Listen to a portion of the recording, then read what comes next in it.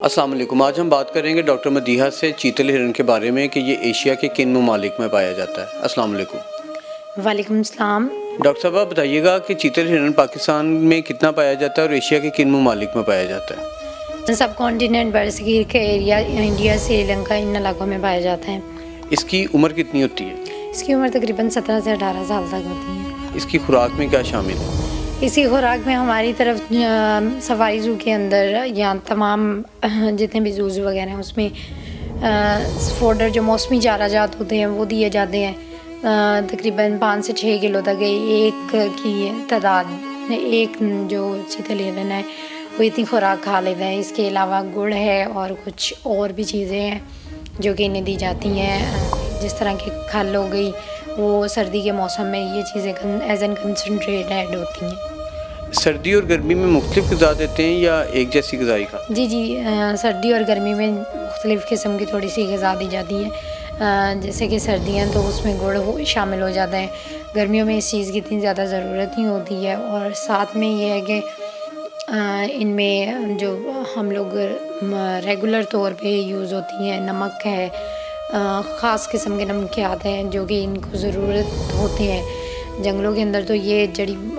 बूटियाँ और साथ में जो ज़मीन है उस ज़मीन में एक ख़ास किस्म की नमकियात की मकदार होती है जो वो पूरी कर लेते हैं, लेकिन यहाँ पे हमें उससे अलहदा से वो चीज़ें देनी पड़ती हैं।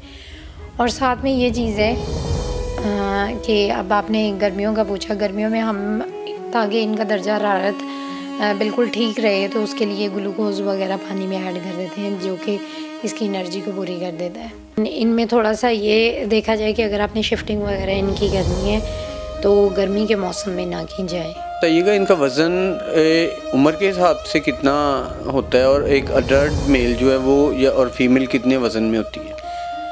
जो तकरीबन 36 किलो तक 36 से 40 किलो तक वज़न होता है नर का, और जो मादा है वो उसी तरह 32 से 33 किलो उसका वज़न होता है, थोड़ा सा कम होता है।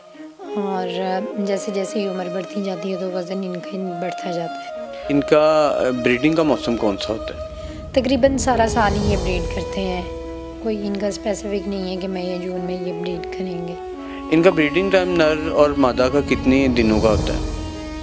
ये इसका वही 17 से 21 दिन तक तकरीबन होता है। अच्छा, और ये बताइएगा कि जब जिस वक्त नर अपनी मादा के साथ एक अपना ब्रीड क्रॉस कर लेता है उसके बाद हमल के दौरान मादा कितना अरसा उसको पेट में रखती है बच्चे को, और फिर बच्चा पैदाइश के बाद कितने अरसे में अडल्ट हो जाता है? तकरीबन 227 दिन होते हैं जो कि माँ अपने पेट में रखती है बच्चे को, और फिर उसके बाद उसकी निगहदाश्त करती है तकरीबन 4 से 5 महीने तक, और तकरीबन 2 से 3 साल लगते हैं कि वो फुली मैच्योर हो जाए।